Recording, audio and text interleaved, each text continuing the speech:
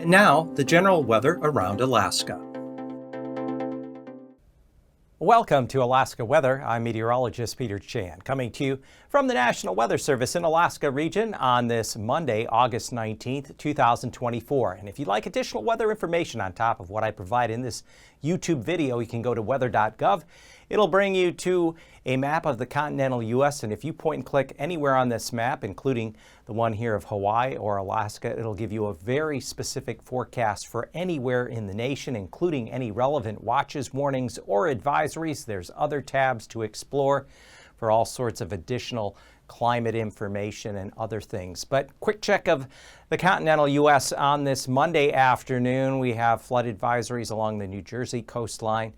Large area of heat advisories and excessive heat warnings across Texas. Air temperatures as high as 105, 110 degrees. We have severe thunderstorm watches, northeast Colorado, western Nebraska, as well as western Montana, and critical fire weather conditions into central and eastern Nevada due to very hot temperatures, low humidities, and gusty winds. But we've been talking about a series of storms impacting the West Coast starting last week, Wednesday, Thursday. Well, we have the third one coming in now for midweek, and this West Coast storm will be the strongest of the three to impact areas around, especially Norton Sound, the Seward Peninsula. It's the remnants of Typhoon Ampil, which struck Japan several days earlier. So strong winds, high surf, coastal flooding, locally heavy rainfall, but the main concern will be the potential for some coastal flooding and higher surf. And again, areas most impacted will be St. Lawrence Island, Seward Peninsula, especially the west and south shores of the Seward Peninsula, including Nome, Golovin, and then areas along Norton Sound. Kotzebue Sound, not so much. It's still a little early to tell. There'll definitely be some wind going up into there, but more importantly, it's the area around Norton Sound we're watching. And then in the wake of this system, it's going to draw down some colder air across the western side of the state into the interior. Cool and wet early fall pattern this weekend into next week. So I'll look at Nome right now. This Monday afternoon, the calm before the next storm, 47 degrees, some blue sky there in the breaks and the cloud cover. Along areas of Kuskokwim Bay up into the lower Kuskokwim River, mostly cloudy skies this afternoon, 47 degrees, and the flooding that had occurred there over the weekend has receded. This last high tide cycle that coincides with astronomical high tide since we had the full moon this weekend. Conditions are improving down there all along the lower Kuskokwim River. But as we get into this next system, the action is going to be a little further north there, centered on Norton Sound and the Seward Peninsula. Eagle, mostly cloudy, 57 degrees. Eagle hit 90 degrees yesterday. That's right, 9-0. It hit 90 in Eagle yesterday. Front came through, mostly cloudy, cooler afternoon today. And then Sitka, along the outer portion of the panhandle there along the coast, light rain and fog, 60 degrees. And we've had a front, a dissipating front pushing in that direction, the one that came through south central here that past day or so. This is the way things shape up. Let's start with the minor stuff first. We've had still some trace volcanic ash possible from volcanic eruption of Shevelich that happened here on Saturday, and that ash drifted up through this region. Nothing too significant, though, expected. Special weather statements and still a flood watch here for the Koyukuk Basin around Ambler and Alaquette. West of there, though, we have the potential around Ambler for the Kobuk River there to see another couple inches of rain coming up here Wednesday into Thursday. So there will likely be rivers at Bankful or even some potential for some minor flooding. So that's why this area is highlighted in advance of the next storm. The next storm is going to take a track like this. So with ahead of it, southeast, south, and then southwest winds, this places the western and the south shore of the Seward Peninsula and areas around Norton Sound and this upper portion of the Yukon Delta under the gun for coastal flood advisories in effect 6 a.m. Wednesday through 6 a.m. Thursday. We have a high wind watch for St. Lawrence Island for Tuesday into Wednesday and along the west coast here of the Seward Peninsula. So south to southwest winds could gust as high as 40 to 60 miles an hour. Water levels within Norton Sound could be 4 to 8 feet above normal high tide. Now, this storm is not going to be as bad as Merbach a couple years ago, but it is a respectable late summer, early fall storm system.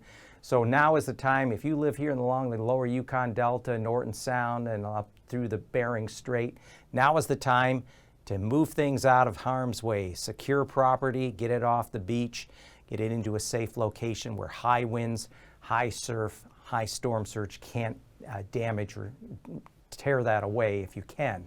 And as far as, like I said, system is still coming together. We'll show you that in a moment on satellite imagery and the surface maps. Fire danger has really come down across the state. Little pocket of higher fire danger, upper Tanana Valley around Northway, Tok, where yesterday temperatures were 85 to near 90 degrees. But again, the front has come through and cooled things off. And we can see that. Here is the front pushing eastward into the Yukon territory, and here's the leading edge of it now pushing through Sitka. That's why I showed you the rain and lower clouds and fog there along areas of the Panhandle. But here to the west is the next main weather maker. Look at the comma shape to this cloud pattern. The low pressure is near and west of Shimia, and it's passing up through the western Bering. We have frontal system out ahead of it. And this is the remnants of a typhoon Ampel. This will take a track northeastward toward the Bering Strait as we go through Tuesday, Wednesday, into Thursday. We still have the frontal system working its way here across into the Panhandle that came through south central areas. This was once storm number 2 that came up through the west side and southwest parts of the state early in the weekend and then spread it eastward. It continues to work its way eastward. And now we have this ridge of high pressure that'll build in over south central, the central and eastern mainland for Tuesday. So as a result, that's going to be pretty good weather coming up here on Tuesday. Later tonight, though, here we have the remnants of Typhoon Ampel that'll be working its way up along the west side of the Bering Sea with this front, the occlusion and triple point working its way eastward toward Bristol Bay. High pressure ridge continues eastward into the mainland. This will provide very nice weather to south central. Areas like Anchorage up to Fairbanks will enjoy sunnier skies and milder temperatures. Few lingering showers in the Panhandle as weak low pressure lingers there, but this is the main storm. This is the one that will take a track right toward the Bering Strait for Wednesday. So as this front approaches, you're going to have higher winds develop, especially up there around St. Lawrence Island on Tuesday. Gusts 50, 60 miles an hour. And then as we get into Wednesday, the low is up here toward the Chukchi Sea with a occluded front pushing all the way into the interior. There's a secondary little wave going to come in along this for Thursday, but certainly Wednesday, this is where we anticipate the highest surf, the highest water levels, storm surge coming in there to Norton Sound. So again, a reminder to try and secure property now while conditions are relatively tranquil in advance of this system. So looking at temperatures Tuesday morning, lows low and mid 50s across the Panhandle. A little cooler here across south central with some clearer skies. We could see some upper 30s in the normally cold spots, otherwise getting down into the 40s. I still have a painting project I got to take care of outside and try and get that done tomorrow. We have temperatures in the 60s across the Panhandle on Tuesday. We're looking at 60s as well. There could be a few areas flirt with 70. Southern Panhandle and isolated 70-degree reading in south central. But Wednesday morning, clear skies down near freezing, Glen Allen. Otherwise, temperatures, some 40s showing up, mid-upper 40s, Juneau, Petersburg. Definitely down into the 40s, Anchorage Bowl, even upper 30s in your normally cold sites there in the East Hills. And then for Wednesday afternoon, we have temperatures back up around or a bit above 70 here with that ridge pushing eastward. Things drying out in the Panhandle. You can see a few 70-degree readings there.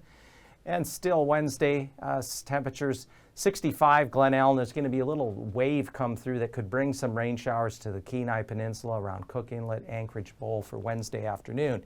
In the north, temperatures have cooled along and just south of the Brooks Range spine. We have some readings down near freezing. The normally cold spots will get down near freezing.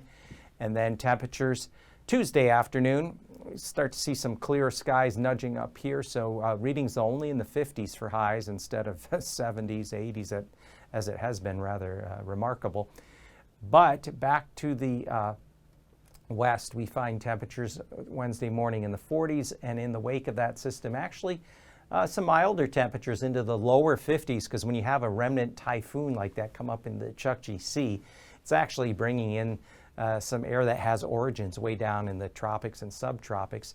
I should note too, even this Monday afternoon, there was a report of thunder up around New Exit. So a couple of flashes of lightning up that way. So yeah, the weather's been quite interesting across the state here all month long, really, since we were watching the Mendenhall Glacier ice dam releasing there in Juneau. So along the southwest interior, low temperatures generally in the lower 40s, some 30s as you creep up the upper Kuskokwim River, and as you get down here along the Alaska Peninsula, lows near 50. And then temperatures Tuesday afternoon, if you can get a little sun, clouds will be on the increase ahead of that next front, but some 60s here around King Salmon. It can be 63 there at Kodiak City, even 64 ahead of the as that little push of warmer air creeps up the Alaska Peninsula. And Wednesday morning, we find lows generally at or above 50 in many spots, and then temperatures Wednesday afternoon should get up into the lower 60s along much of the Alaska Peninsula. There's a pretty good push of milder air that's going to ride northeastward as the center of the low takes a track near north of the Bering Strait. So nothing's changed here other than that point out this weekend, August 25th into the middle of next week, we're looking at below to much below normal temperatures over the west side of the state, southwest Alaska. This is the area that has seen below normal temperatures more often than not since last winter. And it even pushes the below normal temperatures in through the Panhandle. So we're going to see readings cool down in the state. And if you get any clearing here by, say, Sunday night, early next week, Monday morning, Tuesday morning, some areas here will have pretty hard freeze, I imagine, with some clear skies in between weather systems. And as far as precipitation, in this time frame, we are going to have, with these fronts and lows moving in, we're going to have periods of rain or showers all across this region, centered on the greatest likelihood of above normal precipitation around Cook Inlet, Prince William Sound, the Kenai Peninsula, including Anchorage Bowl, would be the favorable locations to have precipitation, most likely average above normal.